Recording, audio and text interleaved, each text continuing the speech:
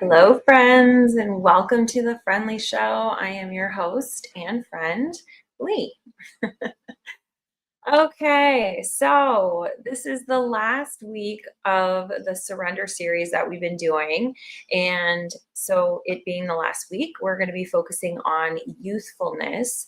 And I've decided that today we're really going to be diving into youthfulness and surrender, but when we're tired, things just feel heavy and you feel drained. Um, and so I think it's going to be a really good conversation because for me, it's really timely. And I think it's so important for us to be able to ask questions like, how can I access youthfulness when life just feels heavy, when you feel tired, when you feel drained? Because a lot of people feel that way right now. And when we think of youthfulness, a lot of the time we think that it's this high energy, playful, I'm on the playground, I'm a child kind of fun time. But it doesn't have to be that. It can be soft, it can be gentle, it can be listening and honoring your body. And that also is youthful. It's good for your body. So, I want to dive in here, talk about what it's going to look like for us just to allow life to unfold the way that it's meant to unfold.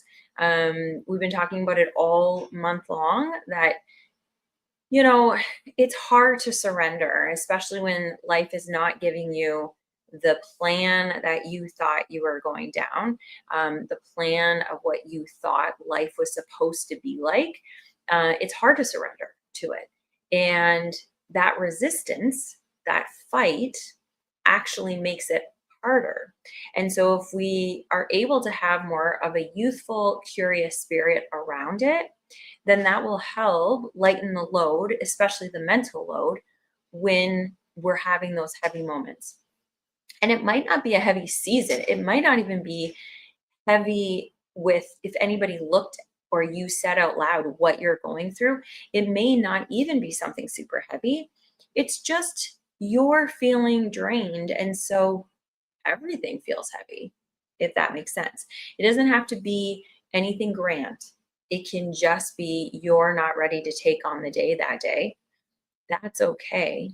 But if we can stop asking what's wrong with us, what's going on, and start surrendering into what is, it will allow us to get out of these moments sooner. And so, if you're feeling tired, if you're feeling overwhelmed or stretched, or maybe you're not feeling that way right now, but you have this pending feeling that that's coming as December starts rolling around. Tomorrow's Thanksgiving in America, and that is the start of holiday season. And for a lot of people, that is a fun season, it's a fun holiday, it's a great month. And it's a stressful, overwhelming, draining month. And both of those can be at the same time. And so I would love for you to be a part of this conversation now, and then also watch it in the replay later on when you need it, because I have gone through and kind of brainstormed some things that are just very simple actions that we can take when things feel heavy and hard and drained, and we don't have the energy to come at things with a lot of pizzazz. What can we do?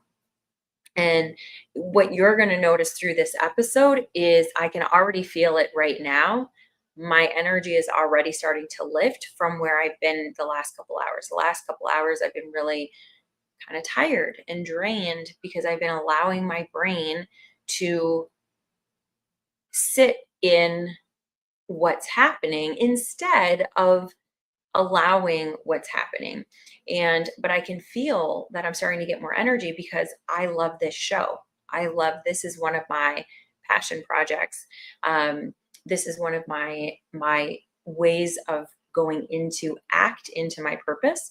And so I can already feel I'm starting to have that joy come over me. And so you have to decide what that is for you. I can't tell you what that is. I can't tell you to go start a podcast because that's the answer for you. It might not be. But you'll know the things that when you're in it and once you go into it, you're not able to feel drained because it brings life back into you. And doing more of those things are really, really important. So I just want to see if anybody is here. There are. Okay. So I do not see comments, which is totally fine. I can see you guys watching. So hello, hello. Let me know also where you're watching from. If you're watching from, because we stream over on LinkedIn, Facebook, YouTube, and Twitch. I would love to hear where you're tuning in from. And also, I do want to give the disclaimer right now that I am not a healthcare professional in any means. So anything that you hear tonight or in any of the episodes or conversation that arises from our live chat after this segment, please know that it's here for entertainment and education purposes. And if you hear anything that you think, oh man, it sounds like she's diagnosing me, or it sounds like she's giving me treatment that I could actually use, I am not. I don't know your situation. I don't know you personally. So please bring anything that you're curious about to your healthcare professional. Okay, so that's it. So some of the things that I put together that I think would work even when we're tired are really simple things like the micro awe. Those are when you look at something super ordinary, but you look at them for and try to find the beauty in the detail of it. So it might be the sky, and you can look up at the sky and you see it every day. It's there every day. But if you look up for just a few seconds and look and see, look at the clouds. Can you make a picture out of the clouds? Are they moving fast? Are they moving slow? Are there no clouds in the sky? Can you not see the sky because the clouds are so heavy that they look like a pillow that goes right across? Take a few seconds and look at the awe of something by looking at the beauty in just the detail of those little things. And that moment will reduce the pressure in your body, because no matter what you're thinking, no matter what you're going through, when you're in awe, you're not able to be in any other feeling. We can only feel a feeling at a time, one feeling at a time. You can't feel happy and sad at the exact same time. You actually can't think two thoughts at the same time. You can't think a happy and a sad thought at the same time. What we can do is we can quickly change from a happy thought to a sad thought, and it can feel like we're thinking them at the same time, or that we're feeling the thing at the same time, but we're not. It's just this second and this second, they're right next to each other. They feel very close. But in any moment, you can only feel and think one thing at a time. And so in that moment, you're actually giving your nervous system a break. You're giving your heart and your mind a break. And so the longer that you can look up at that sky and see the beauty, or you can look at a tree and look at the tree bark. And if you've ever looked at tree bark, how much depth is in there and how many shapes are in there, get curious. So that's one thing, is looking for the micro ahs. And that it will restore so much inside of you and give you a little bit more energy. Then also, coming from that, having that curiosity instead of the demanding of ourselves. So we tend to, and I'll speak for myself, you want to show up in a certain way. And I talk about it all the time, that when you wake up in the morning, you get to decide, how do you want to show up, right? Like, how do I want to show up today? And what we can do is, as the day is unfolding, you may not show up the way that you intended to. And unfortunately, a lot of us will go into, oh, what is wrong with me? I'm doing it again. What's wrong with me? Why do I feel this way? And instead of having that self-demanding kind of attitude towards yourself, you can be gently curious. And you could even say the same thing. Why am I feeling this way? But instead of, ugh, why do I always feel this way? You can say, why do I feel this way? And just that curiosity instead of that inner critic It's the exact same words, but it's a softness. It allows us to open up and actually answer the question in a curious way, not in a shameful way. And so we can start doing that surrender a lot more peacefully, and it'll open up a lot more. Where if you're feeling this way and you keep saying, oh, I'm always this way, or what is wrong with me, you're not actually going to find a way of moving through it and maybe not having that feeling as much in the future. You're just going to be reminding yourself that you always feel this way, and that's your identity. And you're going to build that identity the more that you have those kind of feelings. The next thing is permission to do something pointless. And this I'm finally learning, but all through my 20s, even my teens, and into my 30s, everything needed to have a usefulness. So instead of being youthful, I always needed to be useful. And if you can be more youthful and play and just do things not because it's productive, not because you're improving, not because you're hitting a goal, just because it's pleasant, in that moment, it also softens you and it allows you to open up. And yeah, if you're goal oriented, if that's the way that you are, I love hitting a goal. I love improving. I love growing. And they say if you're not growing, you're dying. We need to constantly be growing and improving. It's what we're meant for.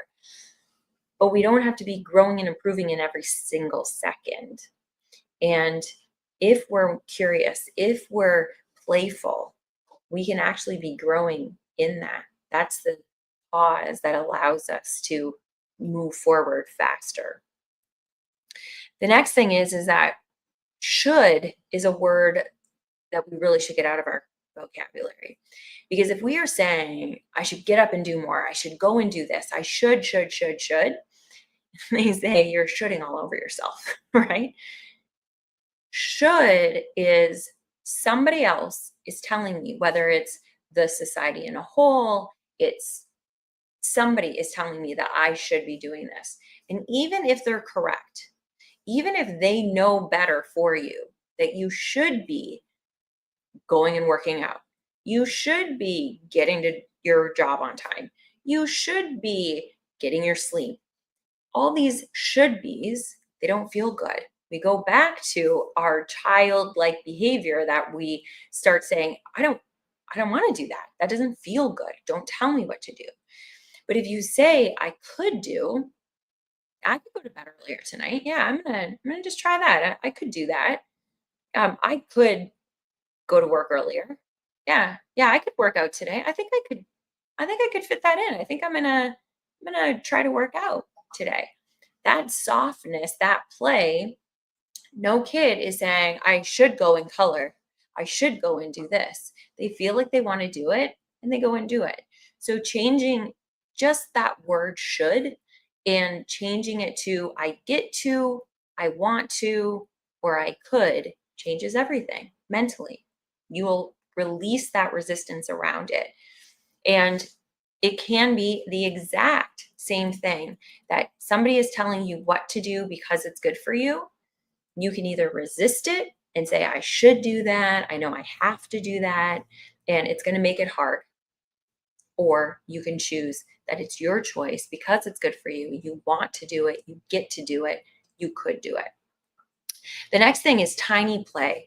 So we've talked about this before. Every month we talk about youthfulness, and we talk about people think that youthfulness, we have to take 4 hours out of our day and go and do something fun. We have to go to the zoo, or we have to, play hooky, or we have to do this big thing in order for this to feel like something really grand, right? I'm going to feel like a child again because I'm going to just take the whole weekend off. The truth of the matter is that we don't have to be doing anything grand. Play actually restores our access to joy, even in our fatigue, if we do just little things. You're doing laundry. You could roll up your socks in a ball and shoot them into the laundry basket. That little bit of just playfulness It doesn't take much more time. It's not a big thing. You're not going to the basketball court and playing a whole game. You're just having fun with it. Even just doodling, even just humming, organizing your markers or organizing your spices, or just having fun in the moment of doing something, that is enough to restore our access to joy. So tiny play doesn't have to be big, doesn't have to be loud, it doesn't even have to be social. It can just be something that you're doing that's fun. You can also let life choose something for you. So we just did in book club this month, we did the Surrender Experiment, which if you have not read it, read it. It is such a good book. So in that whole book, he recounts all of these moments where he allowed life to unfold and he let life choose what he was going to do. And life gave him more than he could ever plan for. And so you could just say, what is life bringing to me right now that doesn't require effort? What could I just step into? And the more you do it, the easier it becomes. In the beginning, it might not feel natural, but you can just do those in the little ways. And you could do that the way he started was just with the weather. If it was cold outside, if it was hot outside, if it was raining outside, it didn't matter what it was.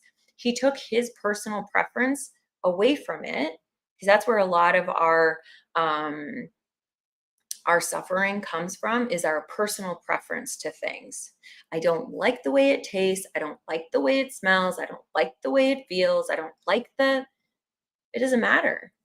Those are all personal preferences that we've built throughout our years. And when we keep reinforcing the things that we don't like, it just reinforces it. Even if our taste buds have changed, even if our preferences have changed, we don't allow ourselves to change because we are building an identity around those things that at one time we didn't like. If we allow life to choose things for us, like the weather, and we can just go in there and say, look at that, it's raining. Look at that, it's sunny. We don't have to say, oh, of course it's raining. I have so many errands to do, right? So that is one of the things that he started for the surrender, and it turned into these massive things that ended up happening for their life. But in the beginning, he just started with releasing his personal preference. The next thing is drop the armor just for 30 seconds. You don't have to do it forever. You don't have to just go into joy always. You don't have to soften. You don't have to do it all night, all day, all week. This is the new me. 30 seconds. Give your 30 seconds of just unclenching your jaw. Just 30 seconds of just relaxing your eyes. Just 30 seconds to do your physiological sigh. In one more time, and out. That's it. That signals safety in our body. And when we have safety in our body, that allows us to have youthfulness. That allows us to have play. That allows us to see things in a way that, how can I get this done? How can this work out for me? But if we're constantly feeling like we're not safe, we're not going to be able to find creative solutions to our problems. The next thing is, remember one thing that you loved as a child. And that's not something you can go recreate it. If you want to, fine, that's great. But even just the memory alone will lift the heaviness. So your body, your brain doesn't know if you're recounting something from the past that was fun and joyful, or if you're actually engaging in it. Your brain doesn't know the difference between makeup and like make-believe and real life. That's why worry is so powerful, because your body thinks whatever you're worrying about in the future, you're actually experiencing right now. So cortisol goes up, your amygdala gets fired up and says, okay, we've got to either fight this or we've got to flee this. We've got to do something to get away from this danger. The same thing happens for joy. Your body and your brain doesn't know, are you experiencing joy right now, or are you remembering joy right now?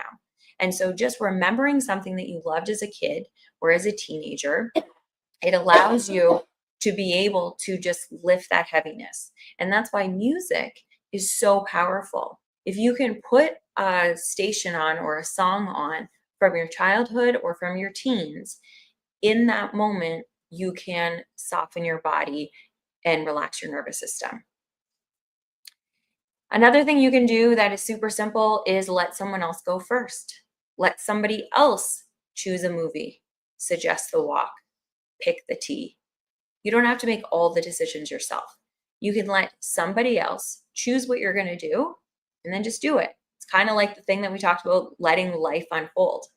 So the surrender in that would be in the partnership with the people that are around you. And then the last one is saying maybe instead of saying no. There's a lot of times, like in the book, he was talking about saying yes and saying, I will do this and surrendering to it. And there's a book called The Year of Yes. And a lot of people talk about saying yes to everything. And it's really good. It's a really cool experience to be able to do that, because whatever's coming in front of you, if you say yes to it, you have no idea what that yes is going to turn into. However, sometimes it's scary to say yes. And so saying maybe softens it. And when we're tired, when we're going through hard times, adults, we default to no, not now. I don't have the capacity. I don't have the time. I don't want to do it. No. Youthfulness defaults to maybe. And all of a sudden it opens up the ability to be able to say, maybe I'll try that. And maybe I'll try that can turn into, yeah, let's do it, way faster than saying, no, I'm not doing it. So there's a possibility there. So those are 10 of the things that I put together. It took a lot longer. I thought I was going to kind of like just reel through them. But I think they were super, super important. Oh, I see like hands up. Okay, so there's thumbs up here. I love you guys so much. I don't know if the comments are not working. Pops is here. He says, I forgot again. I'm so sorry. It is okay. Hello. So you missed the whole thing. This was a good one. You really should, Pops, watch this in the replay. I'm probably going to. It was a really good one. And it was because I needed it. And I just kind of journaled before this podcast of the things that I can start doing for me. And I just wanted to share it with you guys, because I think that going into December, I think a lot of us are going to be able to use these things because they don't take a long time and they're going to open us up to a lot more possibility. And we were talking inside of the Happy School about, we have in January, it's a new year, new me. And it's because a lot of the time we lose ourselves in December. We're doing everything for everybody else. We're doing everything for everything else, for tradition, for expectation, for all of this. We lose ourselves. And then January pops up and then we say, okay, you know what? This is the year that I take care of myself. This is the year. But what if we just didn't lose ourselves in December? What if we did all the small little actions to take care of ourselves? Because it doesn't take a lot. And maybe if we did some of that, we wouldn't feel so tired at the end of December. We would actually feel more alive. So let's do, Pop, since you're here, and there are a couple other eyeballs. So let's do 2 quick questions because we're almost at the end anyway. Let's do 2 quick questions. Let me just open ChatGPT because I had them ask me a couple questions because I like to answer these. So let's just take the first 2 and I will put them in here, and then we'll just do 2 questions, and then we'll see how they come. And then I think that will be it. And then you guys can get ready for Thanksgiving if you're American. There's question 1, and here is question 2. So question 1 is, when you're tired, what version of play actually feels accessible to you? Is that what I just said? Or did I have that in a, hold on one second. Yeah, when you're tired, what version of play actually feels accessible to you? And then number 2 is, what would youthfulness feel like or look like if it didn't require energy, only softness? Okay. So Pop says one would be watching racing on Twitch. Does that count? Yes, that counts. So the question was, when you're tired, what version of play actually feels accessible to you? That absolutely counts. And that brings you joy, and it doesn't have to be anything. So yes, Pops, at the beginning of this, we were talking about it doesn't have to be this big, grand thing. Youthfulness is just something that's going to make us feel lighter. And so, yeah, absolutely, your iRacing absolutely works for that.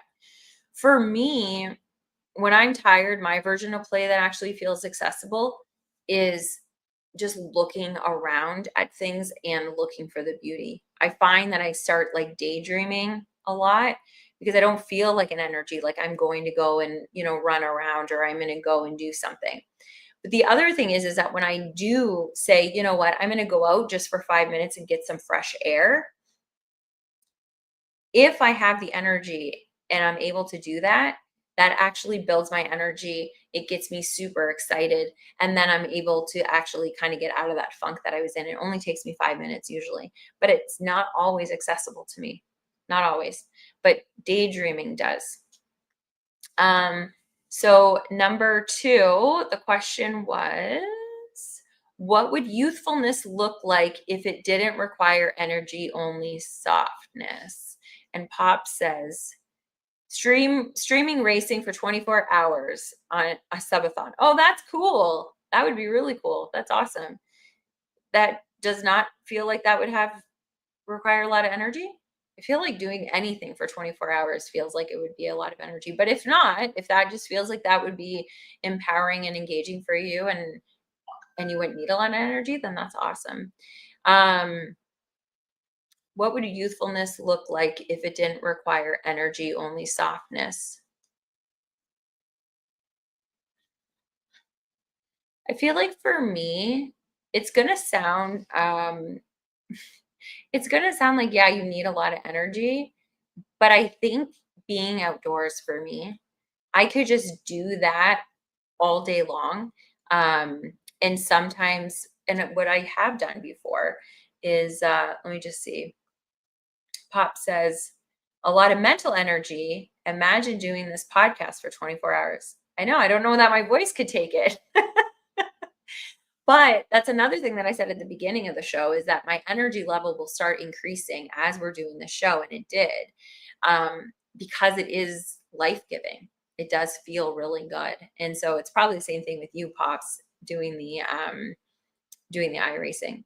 But for me, so what would youthfulness look like if it didn't require energy, only softness? It would just be outside. And so, like, going for a walk, and there's been times that I've started going for a walk and then I was like, this is just too much. I can't actually bring myself to continue. And I just laid on the grass and watched the clouds and just grounded in the grass. And that feels good. It gives me more energy and I can kind of keep going. So there really is a softness around being in nature or just being.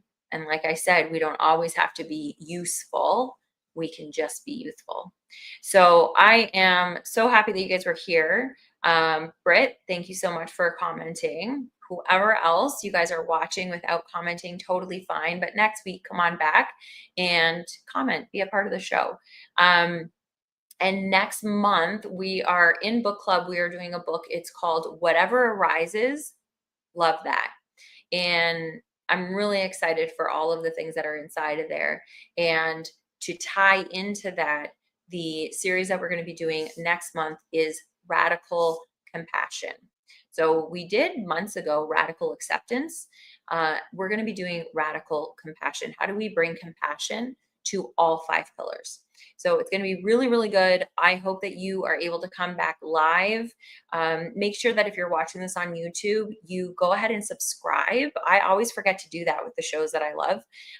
But go ahead and actually hit subscribe, hit the bell, and every time that I go live, you will get the notification. Britt. And then even if you want to watch it somewhere else, if you prefer watching it through the Facebook platform or the Twitch platform, at least you'll get the reminder from YouTube. So go ahead and do that. I love you guys so much.